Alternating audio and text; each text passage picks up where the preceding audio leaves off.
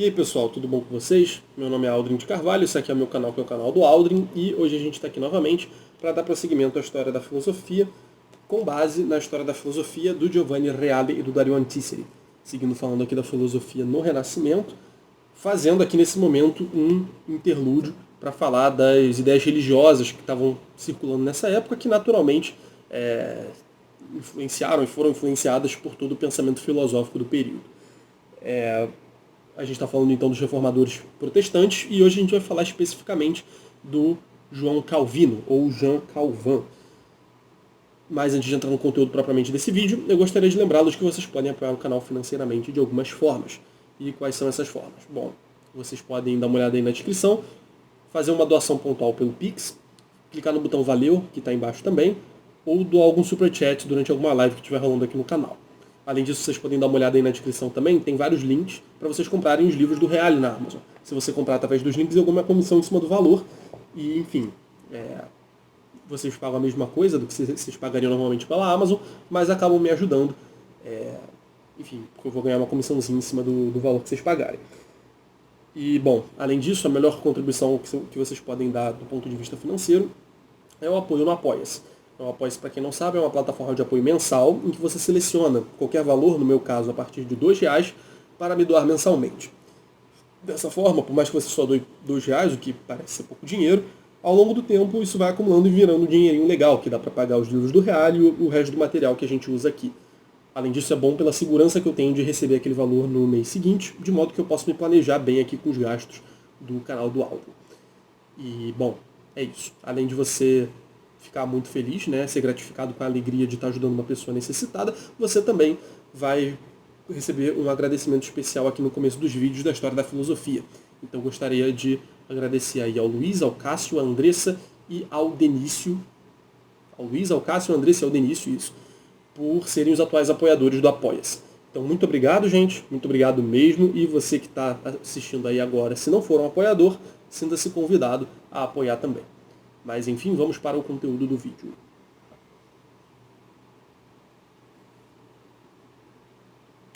Bom, gente, como eu dizia, vamos falar então do João Calvino, ou Jean Calvin. Vamos ler o que o Reale diz e vamos comentando em cima disso, como a gente sempre faz.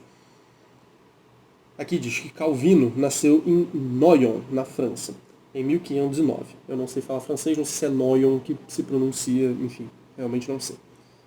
Formando-se sobretudo em Paris, onde sofreu especialmente as influências humanistas do círculo de Jacques Lefebvre d'Étaples.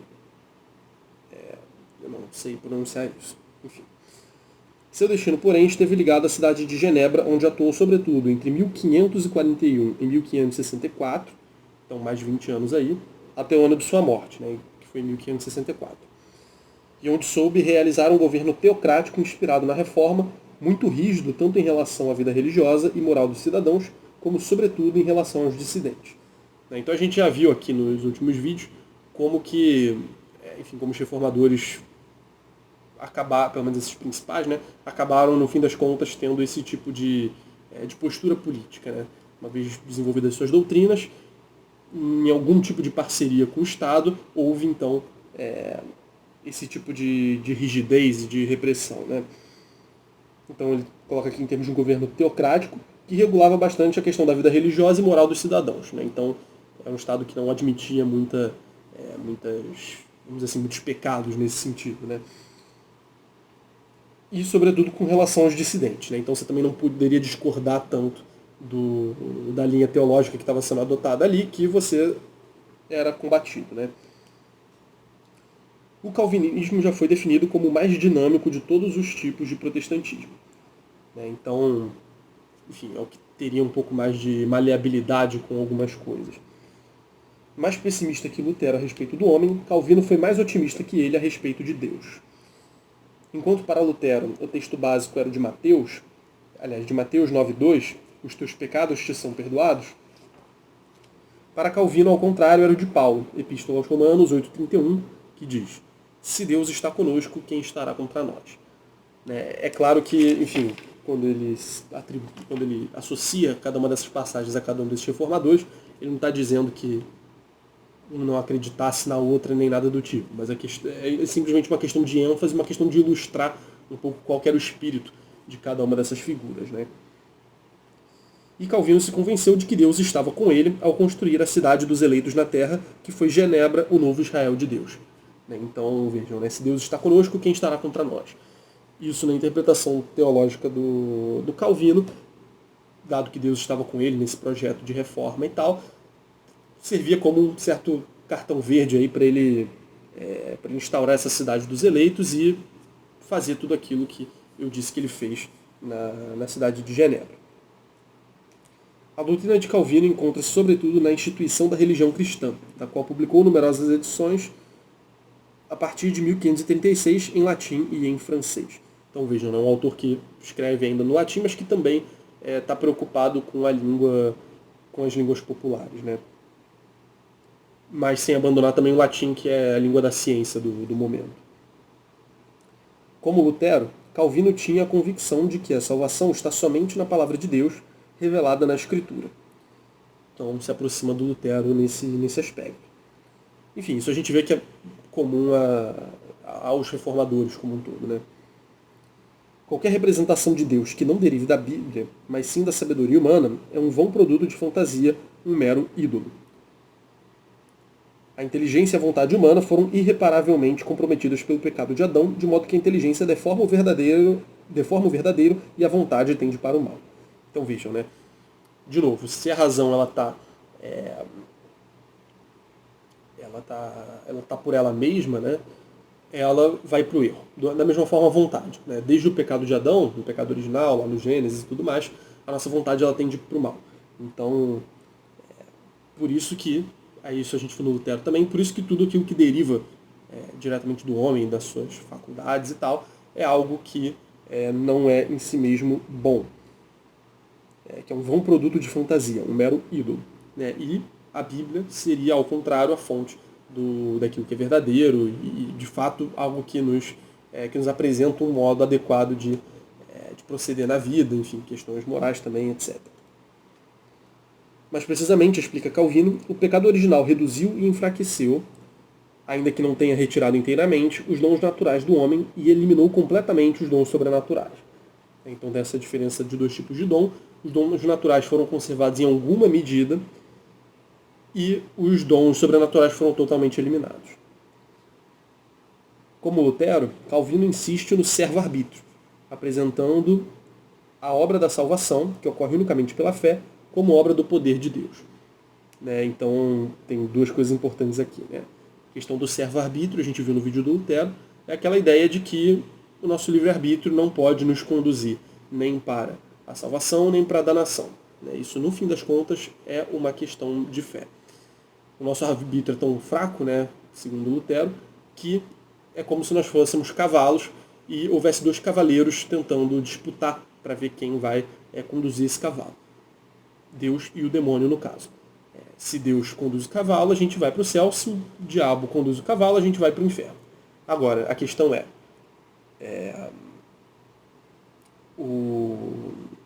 o cavalo ele não tem muito o que fazer numa situação dessa. Ele fica aí dependendo da disputa entre os dois cavaleiros e, enfim, ele não pode fazer nada. Ele não pode em nenhum momento favorecer um ou outro. Ele está totalmente aí à mercê de Deus, da vontade de Deus, que vai decidir quem vai pilotar o cavalo e quem não vai pilotá-lo. Pilotar é uma palavra meio estranha, mas, enfim, conduzir o cavalo. E, bom, então a obra da salvação, que ocorre unicamente pela fé, é uma obra do poder de Deus. Então, outra aproximação com relação a Lutero, a salvação é obra da fé, a questão da sola fide aí. Mas, bem mais que Lutero, Calvino insiste na predestinação e amplia o sentido da onipotência do querer divino, a ponto de subordinar quase inteiramente a ele as volições e as decisões do homem. Então é como se tudo que o homem decide e aquilo que ele quer, no fim das contas, fosse causado por Deus. Como ele diz aqui, ele quase chega nessa radicalidade de dizer que tudo que o homem sente, quer, deseja e faz é causado realmente por Deus. Dado que ele é onipotente, dado que ele, enfim, ele substitui o determinismo de tipo estoico que é de caráter naturalista e panteísta, por uma forma de determinismo teísta e transcendentalista igualmente extrema. Então, como a gente viu no caso do Zwinglio, né, é um determinismo, para usar o termo que ele está usando aqui, determinismo, né, é um determinismo que vem da condução da providência divina do mundo, né, da realidade. Não é como se fosse um determinismo intrínseco às leis da natureza, né, não é um determinismo materialista, né, a partir do qual, por certas relações causais, as coisas tendem naturalmente a acontecer e necessariamente a acontecer de um certo jeito. Não, né, é um determinismo da onipotência de Deus, da vontade de Deus, da providência divina, no fim das contas, né? Providência e predestinação constituem, portanto, os dois conceitos cardeais do calvinismo, né? A providência aí como causa da predestinação do homem, né? Os homens são predeterminados, né? Predestinados ao céu ou ao inferno, a ter fé ou a não ter fé. E, diante disso, o homem não pode fazer nada com suas próprias forças. No fim das contas, isso é tudo iniciativa de Deus. Em certo sentido, a providência é o prosseguimento do ato de criação e sua ação se estende a todos, não só no geral, mas também no particular, sem qualquer limite. Então não é como se tivesse uma providência geral e os homens escolhem as escolhas particulares deles, mas no fim das contas Deus está conduzindo o todo para uma realização, enfim, perfeita ou qualquer coisa assim, né? Não, até nos ínfimos detalhes é Deus que está ali conduzindo as coisas, determinando como elas vão ser. A gente fala até meio coloquialmente às vezes, né, que enfim, Deus escreve certo por linhas tortas, às vezes naqueles momentos em que, sei lá, a gente faz algo errado, mas disso Deus tira algo bom, como se no particular a gente escolhesse as coisas, mas no fim das contas, no geral, as coisas fazem sentido, porque no geral Deus conduz as coisas e no particular quem age individualmente somos nós. Mas parece que o Calvino está rejeitando justamente essa ideia, né? Até nesses detalhes, até na ação particular, é Deus que está causando isso tudo. Então não tem qualquer limite essa coisa da providência divina. A predestinação é o eterno conselho de Deus pelo qual ele determinou aquilo que queria fazer de cada homem. É simplesmente absurdo procurar a causa de tal decisão de Deus. Ou melhor, a causa é a vontade livre do próprio Deus e sua vontade é a lei suprema. Então vejam, né? Por que Deus teria condenado tal homem ao inferno e salvado tal homem, deixado esse homem entrar no céu? Por que um vai para um lugar, o outro vai para o outro, se nenhum dos dois é culpado de nada? Segundo o Calvino, não faz sentido se perguntar pela causa disso, né? Se perguntar o porquê, por causa da vontade de Deus, né? Porque simplesmente Deus é livre, Deus é absoluto, e ele simplesmente faz. Não faz sentido procurar por uma causa das ações e das decisões divinas. E é interessante, né? Isso realmente lembra um pouco o que a gente viu quando a gente estudou o nominalismo aqui no canal, essa questão da vontade de Deus como sendo absolutamente determinante sobre as coisas, né? O próprio pecado original de Adão não apenas foi permitido por Deus, como também ele o quis e determinou. Então Deus determinou que Adão pecasse, né? Deus quis que Adão pecasse no fim das contas. Não é como se fosse só uma permissão. Deus deixou ali para ver o que Adão faria, né? Para deixar na mão de Adão fazer ou não fazer. Não, Deus quis que Adão comesse do fruto proibido. Isso pode parecer absurdo apenas para aqueles que não temem a Deus e não compreendem que a própria culpa de Adão, assim concebida, inscreve-se em um admirável e superior desígnio providencial. Então, no fim das contas, isso é bom, a gente só não sabe exatamente por que Deus quis aquilo para aquele momento. Segundo Max Weber, foi da posição protestante que derivou o espírito do capitalismo. Com efeito, Lutero foi o primeiro que traduziu o conceito de trabalho pelo termo Beruf, que significa vocação no sentido de profissão, limitando-o, porém, às atividades agrícolas e artesanais. Então, o Weber tem esse livro importante, né, chamado A Ética Protestante do Espírito do Capitalismo, que ele tem essa tese, né, de que na base do capitalismo, da sociedade capitalista, teria raiz na ética protestante, especialmente na ética calvinista, né? E ele diz aqui, então, que o Lutero foi o primeiro que traduziu o conceito de trabalho pelo termo Beruf, que significa vocação, né, justamente no sentido de profissão. Só que, no caso do Lutero, isso ainda estava setorizado, né, ainda estava limitado a esses trabalhos artesanais, né, atividades agrícolas e tudo. Só que os calvinistas o estenderam esse conceito de trabalho, ou vocação, né, a todas as atividades produtoras de riqueza.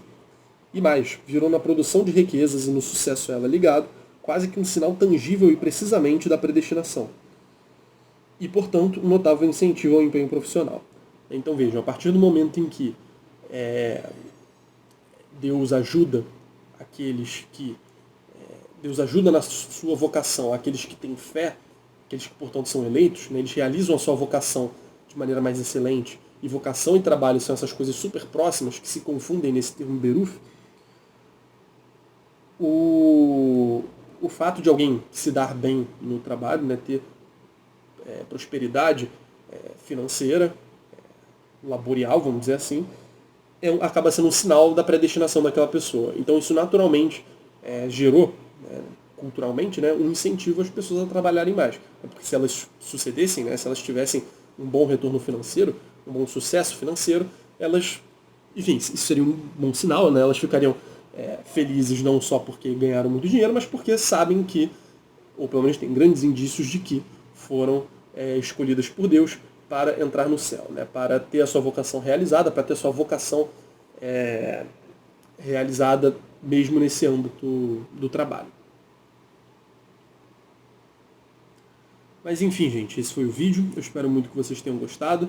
No próximo vídeo a gente vai falar de alguns outros reformadores, mas figuras menores, mas que, enfim, naturalmente tem sua importância também. E depois a gente fala da Contra-Reforma Católica e da Reforma Católica, né, propriamente dita, que foram uma reação a tudo isso que a gente vem estudando nos últimos vídeos. Mas, enfim, não se esqueçam de apoiar o canal financeiramente por todas as vias que eu mencionei. Além disso, inscrevam-se no canal, deem um like no vídeo, comentem alguma coisa, favoritem o vídeo também. E o mais importante, divulguem o vídeo para quem vocês acharem que possa se interessar. Isso é muitíssimo importante. Tá bom? Obrigado, galera. Um abraço para vocês. Até a próxima.